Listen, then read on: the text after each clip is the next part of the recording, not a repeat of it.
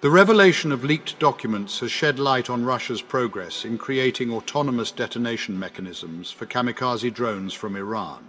The sources indicate that these advancements were made through the production of these devices within Russia itself. The collaboration between Russia and Iran to produce 6,000 assault drones is making headway. Leaked records reveal that while there were some setbacks, Moscow is expected to achieve its goal of producing a substantial number of drones that could potentially be used against Ukraine. In a former thriving industrial hub located in Russia, a group of engineers were engrossed in strategizing their next move. Their clandestine mission involved the development of a manufacturing facility with the capability of running non-stop, in order to produce drones that were designed to self-destruct. These drones were intended for use by President Vladimir Putin's military forces, with the aim of attacking cities in Ukraine. To ensure the utmost security of this program, the responsibility was placed in the hands of a former official from Russia's Federal Security Service. In order to prevent skilled personnel from leaving the country, their travel documents were confiscated. The engineers involved employed a coded language in their communication. For instance, drones were referred to as boats, explosives as bumpers, and the country of Iran, which provided covert technical assistance, was referred to as Ireland or Belarus. In the region of Tatarstan, which is located 500 miles to the east of Moscow, the Russia-Iran weaponry agreement, which is worth billions of dollars, began to take form in November. The objective was to manufacture 6,000 drones domestically by the summer of 2025. By achieving this quantity, the Russian army would no longer face shortages of unmanned aerial vehicles on the front lines. This accomplishment would enable Russia to protect its depleting supply of precision munitions, counter Ukraine's attempts to reclaim its occupied territory, and substantially strengthen its position in the drone arms race that shapes the landscape of modern warfare. The collaborative partnership between Moscow and Tehran, as well as the existence of the facility, has already been revealed by Western officials. However, leaked documents provide additional details on the joint efforts of these two opposing nations to improve Russia's drone program.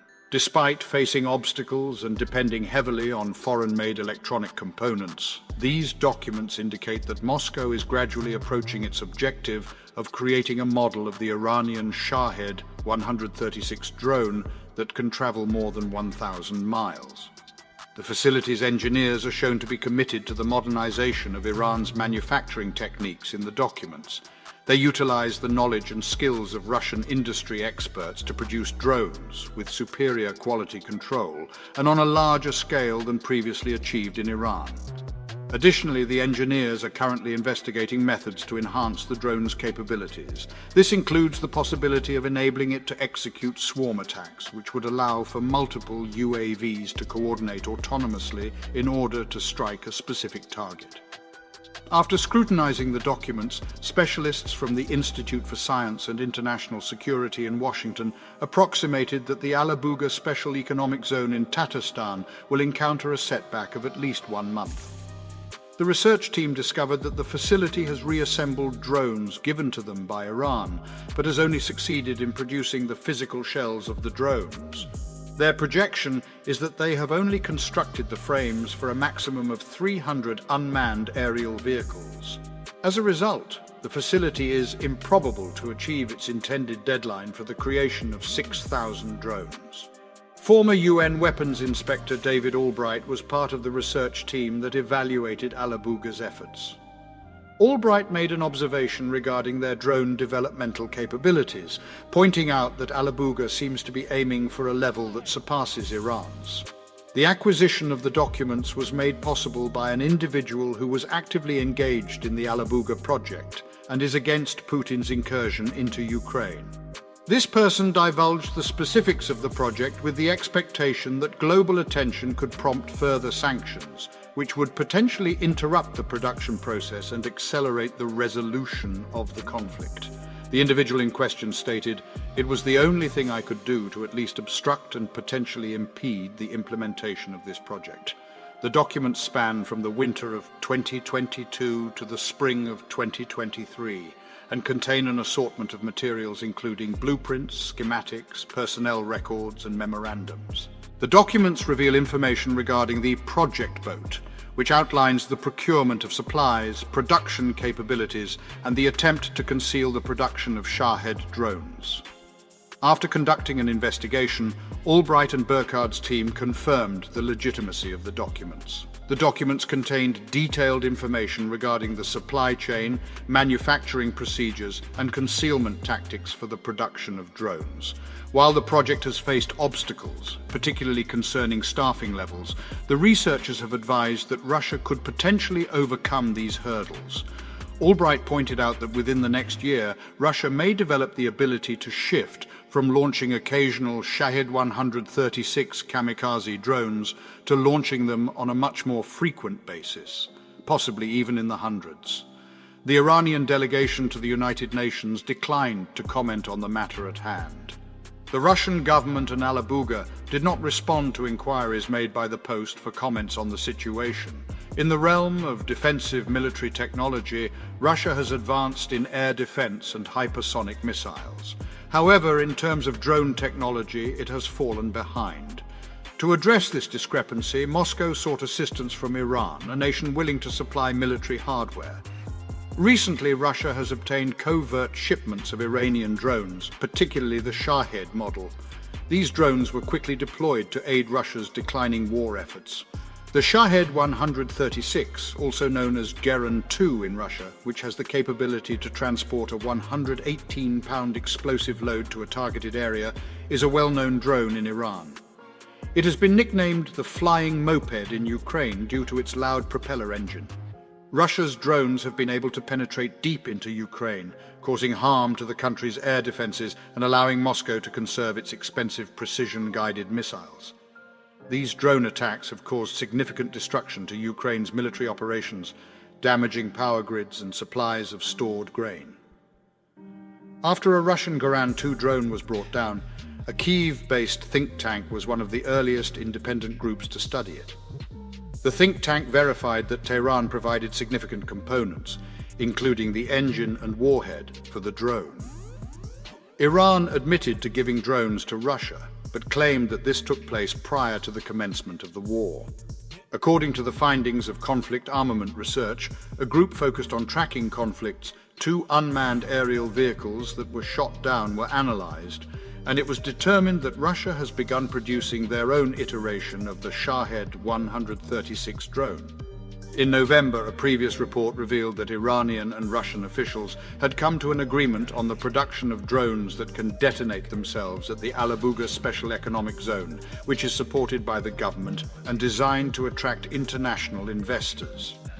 This collaboration entailed the sharing of designs, the training of production personnel, and the provision of electronic components.